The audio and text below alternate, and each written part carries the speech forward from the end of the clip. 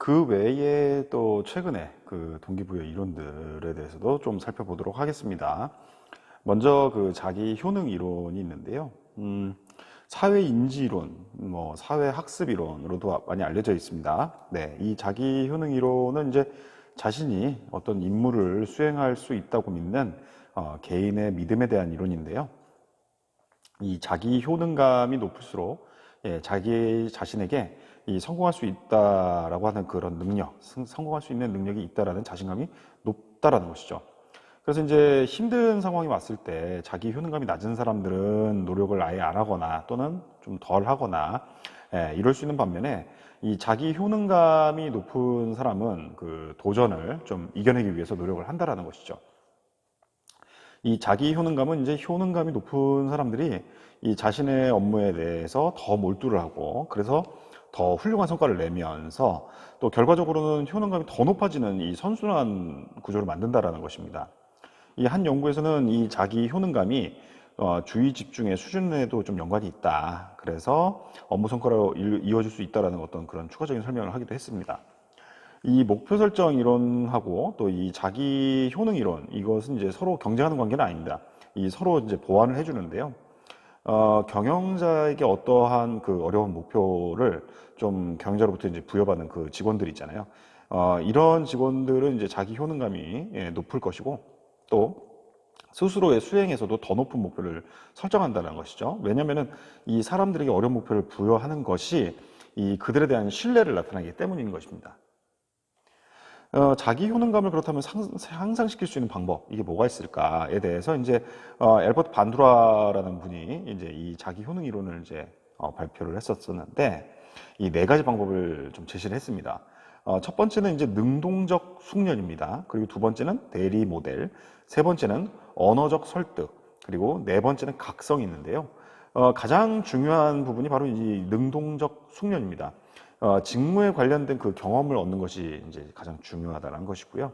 두 번째는 이제 그 대리 모델인데요. 이 다른 누군가가 이제 그 업무를 수행하는 모습을 보고 자신감을 얻는 것을 말합니다. 이 대리 모델은 이제 관찰하는 사람이 자신하고는 좀 비슷하다고 느낄 때 그때 이제 가장 효과적인 거죠. 그리고 이제 세 번째는 언어적 설득입니다. 그 다른 누군가가 당신은 성공하기 위한 기술을 갖고 있다라고 이렇게 설득을 하면 자신감 얻는다는 것이죠. 그래서 이제 동기부여 그 연설가들이 자주 사용하는 전략이 바로 이 언어적 설득인 거죠. 그리고 마지막으로 이제 이 각성이 있는데 이것도 이제 자기 효능감을 증가시켜 준다고 합니다.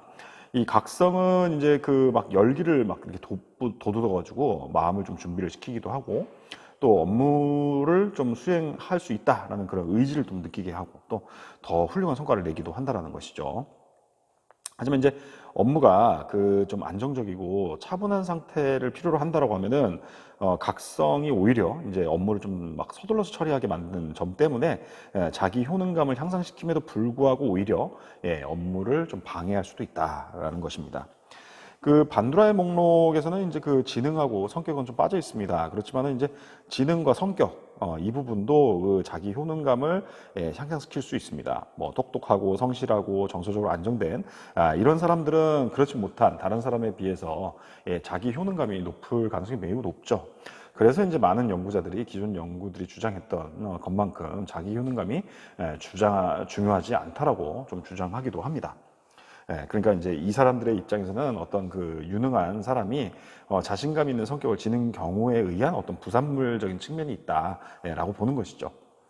그리고 이제 다른 사람들의 자기 효능감을 향상시키는 측면도 한번 좀 살펴볼 텐데요. 이 경영자가 이 언어적 설득을 이제 가장 효과적으로 사용할 수 있는 방법이 바로 이 피그말리온 효과를 통하는 것입니다. 이 피그말리온 효과는 이제 자신이 만들어낸 어떤 동상과 사랑에 빠진 그 조각가, 피그말리온에 대한 그리스 신화에서 따온 이름인데요. 무엇인가를 그 믿는 것이 이제 그것을 사실로 만들 수 있다는 어떤 자기 실현 예언의 한 유형인 것이죠. 그래서 이 경우에는 이제 어떤 사람이 그 기대하는 내용이 이제 자기 실현적 예언으로 이어진다라는 그 현상을 위해 설명을 하기 위해서 사용되고 있는데 이 한 연구 결과를 보면은 이 아이들의 IQ가 실제로는 이제 낮은 학생부터 높은 학생까지 이제 다양했음에도 불구하고 교사들이 이제 자신이 맡은 반 학생들의 IQ가 아주 높다고 이야기를 했어요. 그랬더니 이 피그말리온 효과에서 나오는 것처럼 교사들은 더 똑똑하다라고 생각했던 학생들과 더 많은 시간을 보냈고요. 또 더 도전적인 과제를 제시했고 그들에게 더 많은 성과를 기대를 했던 것이죠. 이러한 행동들이 학생들의 자기 효능감이나 성과 향상으로 이어졌다는 것입니다.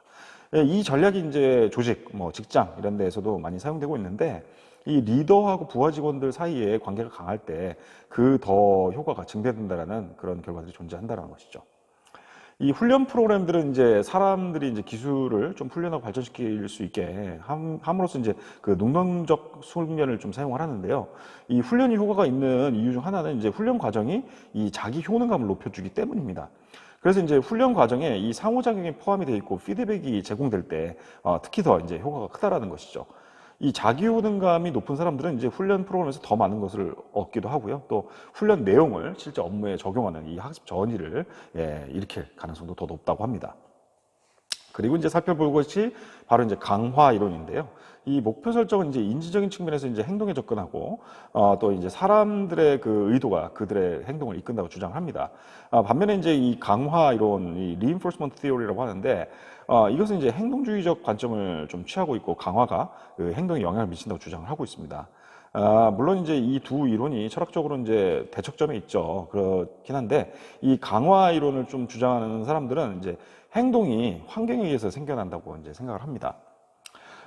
이제 내적으로 일어난 그런 인지적 현상에 관심을 기울일 필요가 없다라고 이제 이 사람들이 이제 좀 주장을 하고 있는데 이 행동을 조정하는 것은 이제 강화인자들이 한다라는 것이죠. 그러니까 반응에 즉각적으로 이제 따라서 제공이 됨으로써 그 특정한 행동이 반복될 가능성을 높이는 그런 결과물들인 거죠. 그래서 이제 강화 이론은 개인의 어떤 내면 상태는 좀 무시를 하고 사람이 어떤 행동을 취했을 때 무슨 일이 일어나는지만 좀 집중을 합니다. 그래서 이 이론 같은 경우는 이 행동이 무엇에 의해서 개시되는지에 관심이 없기 때문에 엄밀히 말하자면 이 이론은 이제 동기부여 이론은 아닌 것이죠. 그럼에도 불구하고 이 이론은 이제 행동을 통제하는 것이 무엇인지를 좀 분석하는 데 있어서 유용한 도구를 제공해 주고 있기 때문에 동기부여에 대해서 우리가 좀 이야기 나눌 때 이 강화 이론의 개념을 좀 자주 고려하게 됩니다. 이 강화 이론에서 이제 그 중요한 것들을 좀 살펴보면은 이제 조작적 조건화, 또 행동주의, 그리고 이제 강화 이런 것들이 있는데 이 조작적 조건 이론은 이제 강화 이론 중에서 이제 경영자들한테 이제 가장 밀접한 이제 관련성 있는 요소죠. 사람들이 이제 특정한 행동 방식을 배우는 것이 이제 그 자신이 원하는 것을 얻기 위해서 또는 자신이 원하지 않는 것을 피하기 위해서다라고 주장을 하는 것입니다. 그래서 이 반사적이거나 좀 학습되지 않은 행동과 달리 이 조작적 행동은 이제 행동의 결과에 의해서 강화나 또는 강화의 부재에 의해서 영향을 받는다는 것이죠. 그래서 강화는 이제 행동을 더 강하게 만들고 그 행동을 반복될 그 가능성을 더 높인다는 것입니다. 그래서 이 조작적 조건하에 가장 큰 지지자들 중에 한 명이 이제 스키너가 이 사람들이 행동에 대해서 긍정적인 강화를 받을 때 대상 행동을 할 가능성이 가장 높고 또 보상은 이제 목표 반응이 나타난 직후에 지워졌을 때 가장 효과가 높다.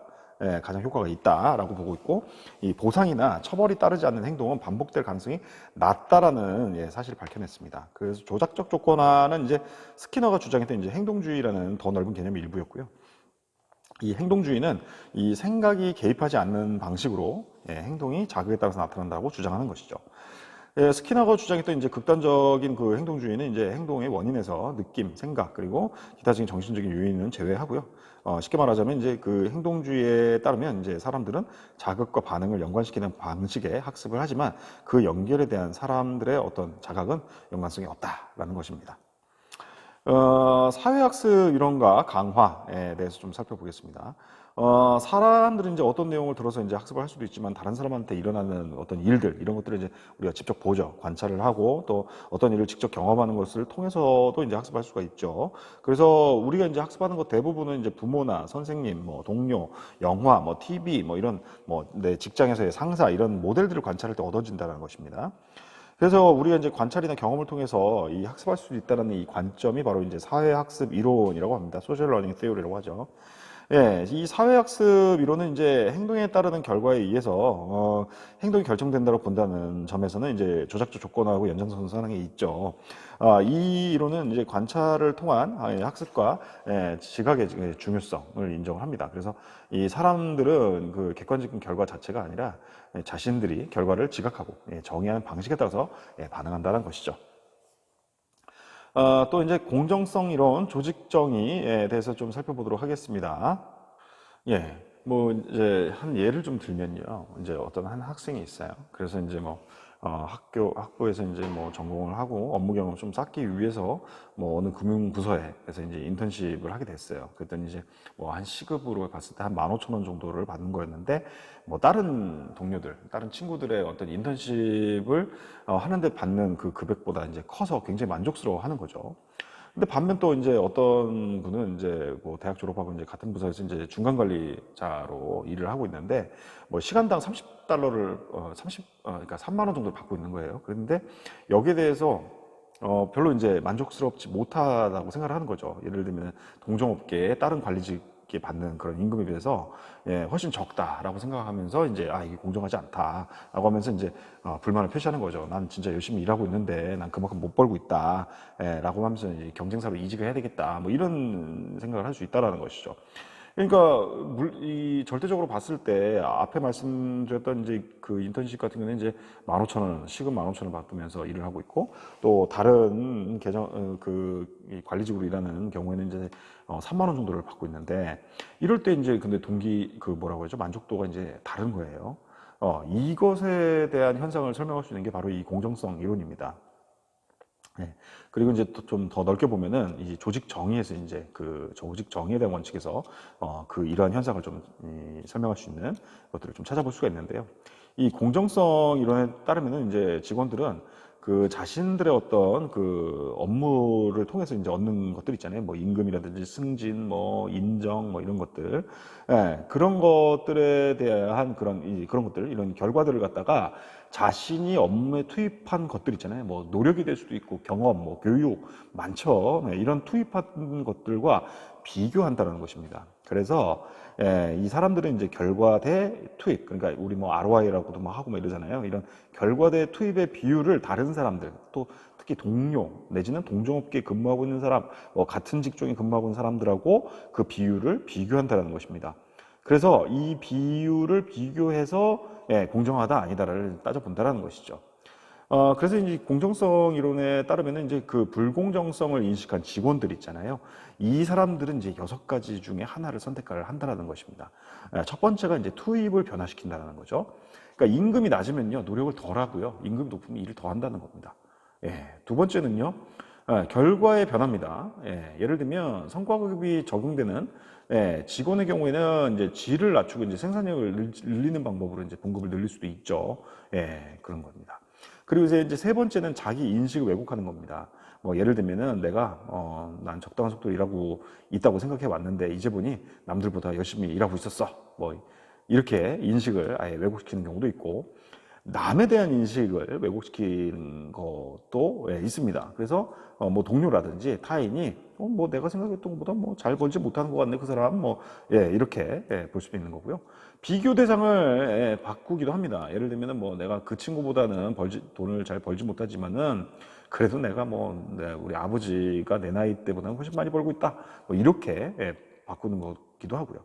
아니면은 이제 아예 이탈해 버리는 거죠. 그냥 회사를 그만둔다든지 이런 식으로요. 이 공정성 이론 같은 경우에는 이제 몇몇 연구자들한테 진짜 지지를 받았지만은 모든 연구자들로부터 이렇게 지지를 받은 이론은 아니에요. 그렇지만 이제 공정성 이론이 그 모든 주장에 뭐 검증된 것은 아님에도 불구하고 이 이론의 이제 가설들은 이제 직장 내에서 조직 정의 또는 형평에 대한 연구의 어떤 중요한 선도자가 된 거죠.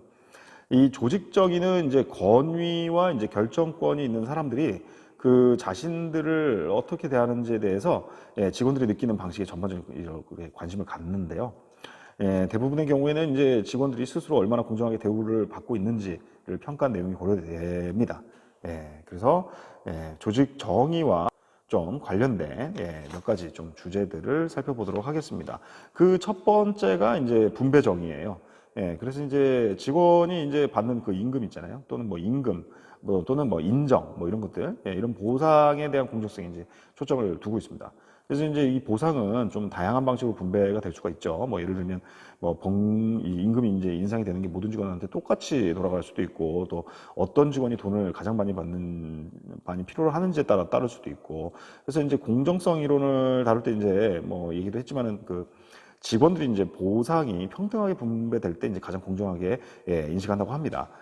그렇다고 하면 이제 팀에 대해서도 이제 같은 논리가 적용될 수 있는가를 좀 살펴볼 필요가 있는데, 이 팀원들에게 이제 보상을 이제 동일하게 분배해서 누구도 편애받지 않도록 하는 것이 이제 팀의 사기와 협력을 높인 어떤 최고의 방법으로 보일 겁니다. 그렇지만 이제 뭐 미국의 이 하키 리그 팀을 대상으로 이제 이루어진 그 연구 결과는 이러한 그런 생각에 대한 의무를 좀 제기를 했는데요.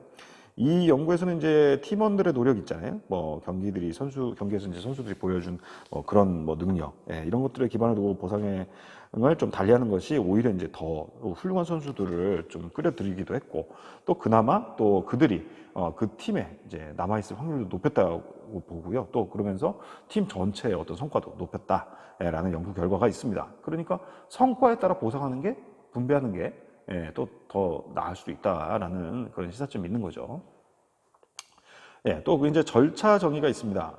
직원들은 이제 그 어떤 보상이 주어지는지 뿐만 아니라 이 보상이 어떻게 분배되는지에 대해서도 관심이 많은데요. 분배 정의가 이제 어떤 보상이 분배되는지에 초점을 맞췄다고 하면은, 절차 정의는 이제 어떻게 분배를 되는지에 대해 중점을 두고 있습니다. 뭐 예를 들면, 직원들은 이제 결정 과정에서 이제 자신들의 의견이 반영될 때 절차가 더 공정하게 인식을 한다는 거죠. 그래서 이제 결정이 어떻게 이루어지는지에 대해서 직접적인 영향력을 하는 거, 또는 적어도 결정을 내리는 사람들에게 의견을 좀 전달할 수 있는 것만으로도 이제 통제력을 느끼게 해주는 거죠. 그러면서 인파워먼트를 좀 느끼게 도와준다는 것입니다. 결과가 좀 좋고 또 자신들이 원하는 것을 이제 얻게 된다고 하면 이제 사람들은 과정에 대해서 이제 관심을 덜 기울이게 되죠. 그래서 분배가 공정하다고 인식될 때는 절차의 정의의 어떤 중요성이 상대적으로 줄어듭니다. 그리고 앞에서 말씀드렸던 분배 정의 있잖아요. 요게 잘 됐다라고 느낀다면 이 절차적인 상대적으로 덜 중요하게 되는 것이죠. 그리고 그래서 이제 사람들이 어떤 그 과정에 대해서 관심을 갖는다라는 것은 결과가 좋지 않을 때의 얘기가 됩니다. 그래서 분배 과정이 공정하다라고 인식이 되면 그 사람들은 이제 좋지 않은 결과를 더 납득을 잘한다라는 것이죠. 왜 그럴까요? 임금 인상을 바라고 있는데 이제 상사가 뭐 임금 인상을 못할 것이라고 통보되면, 왜 임금 인상이 어떻게 결정됐는지 알고 싶겠죠. 그래서 뭐 상사가 뭐 능력에 따라 결정을 내렸고, 뭐 다양한 동료들이 뭐 예를 들면 나보다 더 훌륭했고, 또 동료 직원의 편에 의해서 그런 결과가 나왔을지, 뭐 이런 것들보다는 이제 상사 결정을 이제 받아들이는 데 있어서 그 이런 절차가 좀 공정하다고 느껴졌을 때 더 잘 받아들인다는 거죠. 방금 전에 말씀드렸던 어떤 뭐 동료 직원을 뭐 편애해서 뭐 이렇게 했다라고 하면 받아들이기 쉽지 않겠죠. 그렇습니다. 그리고 마지막에 이제 그 세 번째, 정보 정의가 있습니다. 정보 정의는 뭐냐면은 이제 그 보상과 이제 절차에 대해서 이제 연구 결과들이 보면은, 그 사람들이 다른 사람들하고 이제 상호작용해서 이제 어떤 취급을 받는지에 관련해서 이제 두 가지 유형의 공정성에 관심을 가진다는 것을 알게 됐는데요. 그게 이제 첫 번째가 이제 정보 정의입니다. 그래서 그 정보 정의가 그 경영자가 이제 중요한 결정 또는 이제 조직의 어떤 중요한 일에 대한 정보를 구성원한테 제공하는지 여부를 이제 반영하는 것이죠. 경영자들이 이제 구성원들한테 더 자세하고 솔직한 정보를 제공하면 할수록 직원들은 더 공정하게 대우받는다고 느낀다는 것이죠. 경영자들이 이제 직원들한테 솔직해야 되고 또 조직의 중요한 일에 대해서 알려줘야 된다는 사실이 뭐 당연하게 느껴질 수도 있겠지만은, 많은 경영자들은 사실 정보를 공유하는 것을 많이 주저하죠. 안 좋은 소식이 있을 때는 더 그렇습니다. 이제 소식을 전달하는 경영자나 소식을 듣는 직원들 모두에게 불편한 일이기 때문인 거죠. 그래서 나쁜 소식에 대한 설명은 사실에 대한 정당화를 보다는 이제 사실이 이제 벌어진 후의 변명 유형일 때 이제 더 좋은 결과를 낳는다고 합니다. 그래서 이제 우리 뭐 리더들이 뭐 보통 그런 거 하죠. 뭐 예를 들면은 너 이번에 뭐 팀원 누군가를 승진을 해야 되는데 승진을 못했어요. 그랬을 때 뭐 나는 승진시키고 싶었다. 뭐 근데 뭐 당신이 뭐 승진하는 게 뭐 이렇게 중요한 건가? 뭐 승진한다고 뭐 월급 더 받는 것도 아니고, 이런 식으로 얘기하면은 싫죠 당연히. 그렇지만 예를 들면 뭐 나는 뭐 승진시키고 싶었는데 이번에 뭐 조직의 상황이 뭐 이래를 해가지고 못하게 됐네, 안타깝다, 이렇게 얘기했을 때 더 잘 받아들이잖아요. 그런 겁니다. 그리고 이제 상호작용 정의가 있는데요. 예, 경영자와 이제 직원들 사이에 상호작용 관련된 아까 전에 말씀드렸던 이제 정보 정의가 있다고 하면 이제 또 상호작용 정의가 있는데요. 이 직원들이 인정과 존중을 받는지 여부를 반영합니다. 요건 이제 앞에서 다루는 이제 다른 유형들의 정의하고 좀 비교했을 때 상호작용 정의는 이제 그 경영자와 직원들 사이에 어떤 일상적인 상호작용에서 발생할 수 있다는 점에서 좀 독특한데 이런 요소들 때문에 경영자들은 직원들에게 공정한 대우를 받고 있다라는 느낌을 이제 줄 수 있다라는 것이죠. 뭐 오히려 이제 못한다고 하면 이제 그런 기회를 놓칠 수 있는 거고요. 이 많은 경영자들은 이제 직원들을 이제 정중하고 공손하게 대하는 것이 너무 좀 부드럽고, 예, 이렇게 느껴지다 보니까 이제 더 공격적인 전략, 이게 동기부여에 효과적이라고 생각하고 또 그러한 전략을 사용하는 경우들이 있습니다. 뭐 분노하는 이런 좀 부정적 감정을 뭐 이렇게 드러내는 것이 때로는 효과적일 수 있죠. 그렇지만 이제 경영자들이 이런 전략을 이제 너무 과도하게 사용하는 경우들이 문제가 되는 것입니다. 뭐 예를 들면은 우리 막 운동 선수들이 막 보면은 감독들, 코치들이 막 이런 모습들 많이 보이는 경우도 있고 뭐 회사에서도 사실 많이 있죠. 네. 하지만 이제 장기적으로 보면 좋지 않다라는 것이고요. 정의에 대한 그 결과에 대해서 좀 살펴보면요. 정의에 대해서는 이제 그 직원들 입장에서 봤을 때 얼마나 좀 중요하게 생각할까요? 그러면 굉장히 중요하죠. 왜냐하면은 이 자신들이 이제 공정하게 대우받는다라고 생각하는 직원들은 이제 긍정적인 그 반응을 보입니다. 뭐 예를 들면은 더 훌륭한 성과를 낸다든지 또 동료들을 돕는 어떤 그런 조직 시민 행동을 보이기도 하고요. 또 뭐 어떤 뭐 결근이라든지 직무 회피라든지 이런 부정적인 업무 행동, 이런 것들이 이제 줄어드는 것과 이제 연관성이 있기 때문인 거죠. 분배 정의와 이제 절차 정의 같은 경우는 이제 업무 성과하고 특히 더 강하게 연관이 되어 있기도 하고요. 또 정보 정의라든지 상호작용 정의 같은 경우에는 이제 조직 시민 행동하고 더 강하게 연관되어 있다고 합니다. 그리고 이제 직원들의 어떤 수면의 질, 그리고 뭐 건강, 이런 생적인 작용, 이런 결과도 사실 공정한 대우와 연관이 있다고 하네요. 이 공정성을 향상시키려고 하는 이제 많은 노력에도 불구하고 어떤 이제 부당함을 지각하는 것은 여전히 나타날 수 있죠. 그래서 공정성은 주관적이라는 겁니다. 한 사람이 이제 부당하다라고 생각하는 상황이 다른 사람한테는 아무 문제가 될 수 없을 수 있죠. 아무 문제가 아닐 수 있습니다. 그리고 일반적으로 사람들은 이제 자신에게 이득이 되는 분배나 절차를 공정하다고 느끼죠. 그래서 지각되는 어떤 부당함에 대응할 때 경영자들은 문제의 원인에 집중해서 대응을 해야 된다는 것이죠. 그리고 직원들이 스스로 부당하게 대우를 받았다고 느낄 때 그들의 좌절감을 드러낼 수 있는 기회가 주어진다면은 보복을 원하는 마음이 좀 줄어든다고 합니다. 그리고 이제 이 정의의 어떤 보장, 이 부분을 좀 살펴보면요. 이 경영자들이 정의에 대한 지각, 그리고 규범에 대한 존중, 이런 것들이 영향을 미치면 어떻게 하면 좋을까요? 이거는 경영자의 동기에 따라 좀 달라진다고 합니다. 경영자들은 이제 중에서는 이제 그 조직 내에서 정의 관련 규범에 대한 어떤 자신들의 어떤 준수 정도에 따라서 정의를 개선하기도 한다고 합니다. 이러한 경영자들은 이제 행동적인 기대를 많이 가지고 이제 부하 직원들이 좀 잘 수능하게 하고 또 부하 직원들에게 공정하다라는 이미지를 심어주거나 또는 공정성에 기반한 규범을 만든다는 것이죠.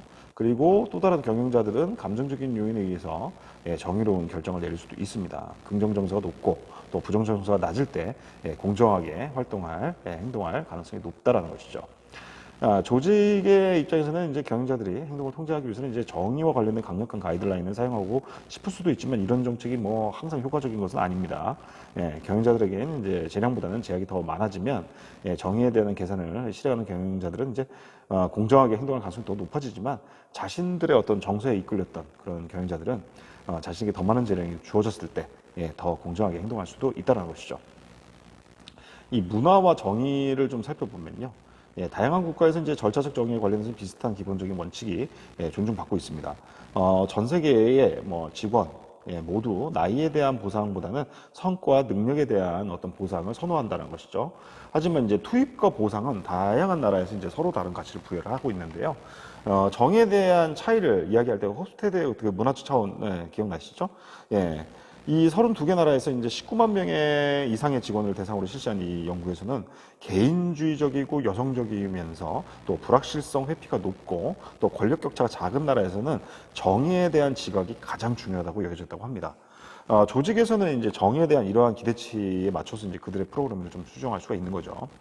예를 들면 이제 호주나 미국 같이 이제 개인주의적 성향이 높은 국가들 있잖아요. 이런 나라에서는 이제 경쟁을 유도하는 임금 시스템이라든지 개인 성과에 따른 보상이 정의롭다라는 느낌을 준다라는 것이죠. 프랑스와 같이 이제 불확실성 회피 성향이 이제 강한 나라들 같은 경우에는 고정된 임금 그리고 직원들의 참여를 독려했을 때 직원들이 더 안정감을 느낀다라는 겁니다. 스웨덴 같은 경우는 이제 그 여성성이 굉장히 높은 나라였는데, 그런 곳에서는 이제 그 관계하고 관련된 문제들을 중요하게 좀 여기고 있고요. 그래서 스웨덴 같은 경우에는 일과 가정의 균형을 좀 도와주고 또 사회적으로 인정받을 수 있는 여건을 마련해 주려고 노력합니다. 반면 이제 오스트리아 같은 경우는 권력 격차가 아주 낮은 나라예요. 그러다 보니까 이 오스트리아의 어떤 조직의 그 직원들 같은 경우에는 윤리적 기준이 정의를 인식하는 데 가장 중요한 기준이 됐고요. 그래서 이 오스트리아에 있는 조직들은 리더와 근로자 사이의 어떤 불평등을 공개적으로 언급을 하고 또 윤리적 리더십을 막 확립하려고 하는 노력들을 하고 있습니다.